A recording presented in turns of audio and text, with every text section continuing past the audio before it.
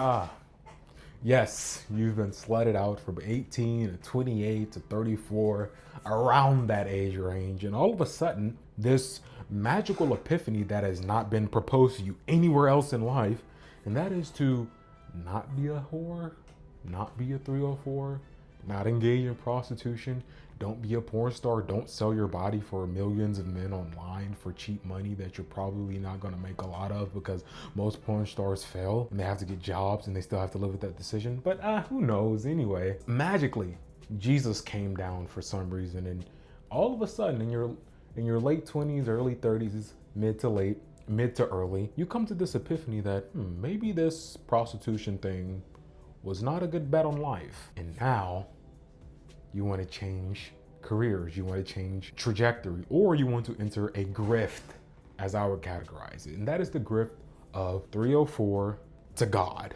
There are plenty of examples of this, and you probably know them. Probably the most famous one currently at this time period would be Nala Ray, a whore who became popular because she was on the whatever podcast. She was talking bullshit. Her hair was gay and stupid. She looked like a poisonous tree frog in the basins of the Amazon River, forest. And somehow, this daughter of a preacher who didn't understand these things before, because I was young and I was naive, as if that is an excuse. How about this? I'm young. Some can argue that I'm naive. So you have to excuse me if I go outside and knock old ladies' wigs off their head and set fire to police stations. Because I'm young and naive, I didn't know any better. Oh wait, there are consequences for your fucking actions. And there should be, in this instance, consequences of a porn star, a prostitute, a slut, a 304, a hoe, whatever you want to categorize it as,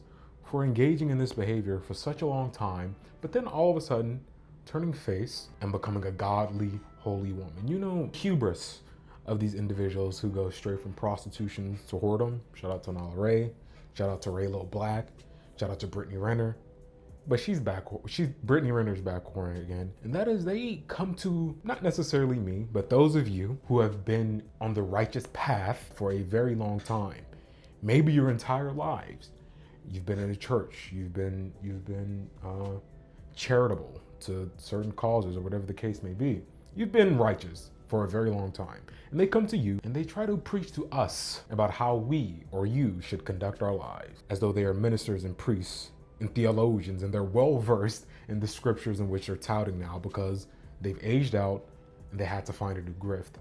And conservatives and Christians, in particular Protestants, are all too willing to welcome these niggas with fervor and open arms, saying, come on in, we forgive you. For me, as a rational thinking individual, as a logical thinking individual, or at least trying to be logical, come to these conclusions, I say no. I say you have to deal with consequences. I say you have to, what is the term I'm looking for here? You have to make amends. There you go. That's the term I'm looking for. You have to make amends for the things that you did in your past. You can't just, imagine a jailbird coming to me and trying to dictate to me how I should live my life.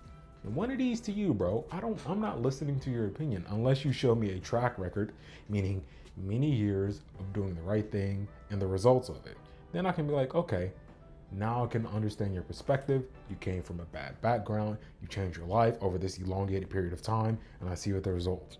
But these whores come out of the porn industry, and not even any time space in between that, no break in between, they come to us and they try to preach to us. Who are you, bro? And to all you conservatives who are oh so willing to allow these individuals into the ranks of your movement, you're gonna fail. You're gonna die, because all you're doing is inviting the same problem that exacerbated what they were in the past. They have to give amends. They have to bow down. They have to deal with consequences and punishment for their sins, according to your faith. But you refuse to do so because you want to be open. You want women to come to the table. You want to be nice. You want to be, what is the term that women use? You want to be emotionally intelligent, whatever that means. And you invite these people into your spaces so they can muddy the waters. Now, anybody can be welcomed into your movement. But it doesn't just begin with them. There are all types of people. Gays, shout out to Dave Rubin. Fucking blacks, they try to pander to black, shout out to Candace Owens. She sucks. They do all types of things. Transgender, shout out to Blair White. Like, no. What are you conserving? If all of these, if gay people, if transgenders, if prostitutes, former apparently, can don a cross or a crucifix, can don a rosary, can wear red, white, and blue, and you celebrate, what exactly are the values are you holding to? That's my question to you. From 304 to God, there is no remission. There is no punishment. There are no amends that these people have to make, because mainstream conservatives will welcome them with open arms. But you shouldn't.